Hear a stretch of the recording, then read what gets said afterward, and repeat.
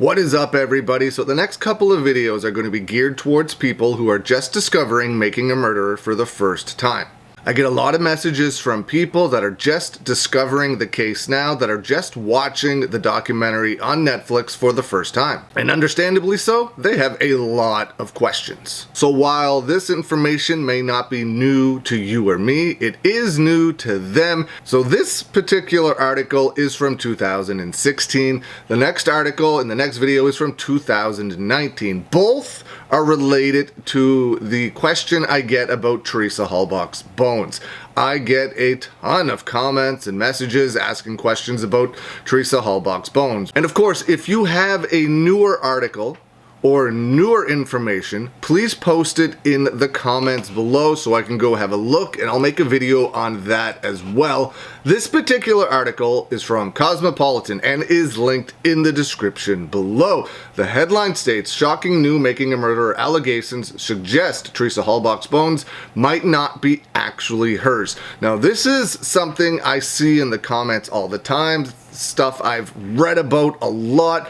There's a lot of people out there. Now, there's a theory out there that Teresa Halbach isn't actually dead. I personally don't believe that.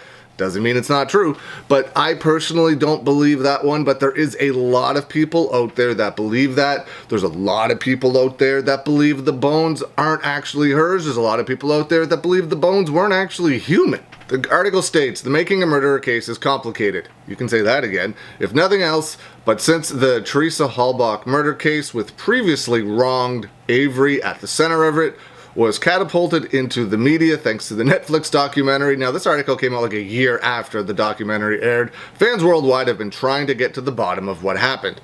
And this latest development is potentially the most shocking yet, because there's feasible suggestion that the charred bones found at Avery's salvage yard, assumed and apparently verified to belong to Teresa Halbach, might not actually have been hers at all. This speculation comes from people who believe the FBI never actually verified that the bones discovered on Avery's property were those of Teresa Halbach's, and that they were merely confirmed to have been charred material, which contained DNA matches connected to a relative of Teresa's mother, which in theory doesn't necessarily mean they were human remains.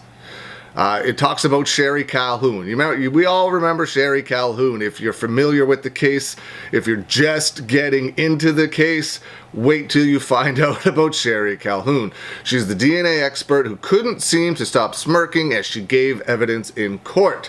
Although she testified that she had assessed the bones, it's now being alleged that she might have been working in conjunction with prosecutor Ken Kratz to get the jury to believe the certainty of her evidence despite a lack of official verification.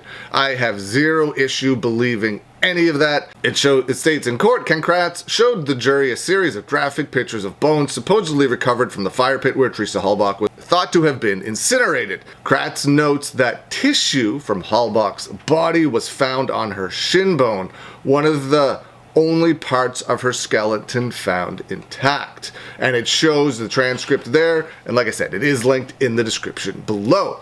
But Lynn Blanchard, a campaigner for Stop Wrongful Conviction, doesn't believe a word of it.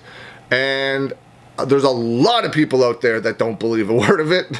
The DNA evidence described above is not conclusive. How is it even possible for tissue to survive a fire that disintegrated 60% of the bone mass? The teeth,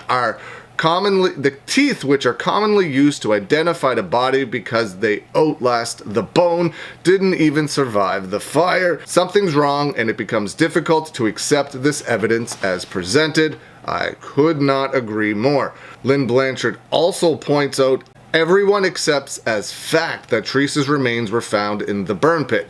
Obviously, it appears to be very incriminating. But what is going on with this evidence? Why weren't protocols followed? There was no coroner, no forensic anthropologist, no arson investigation, no photographer was called to the scene. There's no man was called to the scene when the evidence was discovered. They had all these high-paid experts at their disposal, and they didn't call on them until after the evidence had been shoveled up and taken to the sheriff's office. The DNA evidence described above is not conclusive. This particular article covers something that a lot of people out there still question. Why was there no coroner called? Why was there no forensic anthropologist? Why was there no arson investigation? Why was there no photographer called to the scene when the evidence was discovered? You're trying to tell me that there's something not fishy going on there? No coroner, no forensic anthropologist, no arson investigation, no photographer called. Why? Allegedly, because they were trying to cover something up. And that is damning evidence and damning proof that they did that. That's my opinion. I allegedly think all of that is accurate. I fully believe what Lynn Blanchard's putting out there. Of course, this is from 2016, but it's still a giant topic of conversation to this day. Let me know what you think. Leave some comments below. I'll be back with another article from 2019 in the video right after this one. Have a great day, everybody. I'll see you again soon.